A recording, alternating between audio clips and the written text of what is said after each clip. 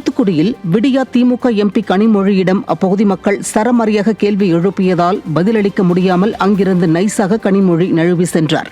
தூத்துக்குடி மாதநகர் சந்திப்பு பகுதியில் நாடாளுமன்ற தேர்தலில் வெற்றி பெற்றதற்கு நன்றி தெரிவிக்க சென்ற விடியா திமுக எம்பி கனிமொழியிடம் பெண் ஒருவர் இன்னும் 1000 ரூபாய் உதவித்தொகை வரவில்லை என்று கேட்டதற்கு பதில் கூற இயலாமல் தற்போதுதான் தேர்தல் முடிந்துள்ளது என்று மழுப்பியுள்ளார்.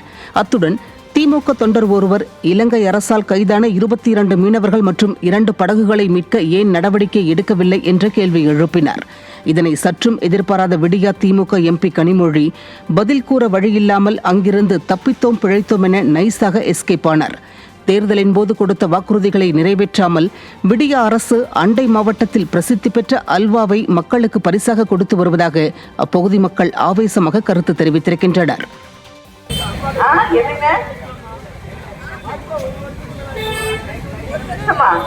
தேர்தல் முடிஞ்சது.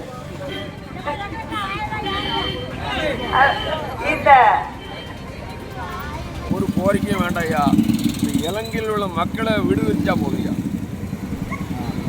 அவங்க ஒன்று இங்க பேச விட மாட்டாங்க, இன்னும் பேச விட மாட்டாங்க.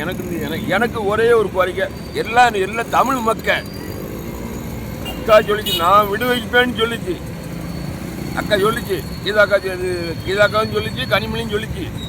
சரிதா, இந்த இலங்கையில் 24 பேர் கிடக்காங்க, 2 கோட்டு. அவங்கள துன்பப்படுத்தி ஜெயிலில் அடைச்சிருக்காங்க, ஆயுள் தண்டனை போட்டிருக்காங்க. இன்னைக்கு ஊர் வருதம், அரசியல் என்ன? சென்னை வானிலை ஆய்வு மையத்தின் எச்சரிக்கையை அடுத்து தூத்துக்குடி விசைப்படகு மீனவர்கள் கடலுக்கு செல்லவில்லை.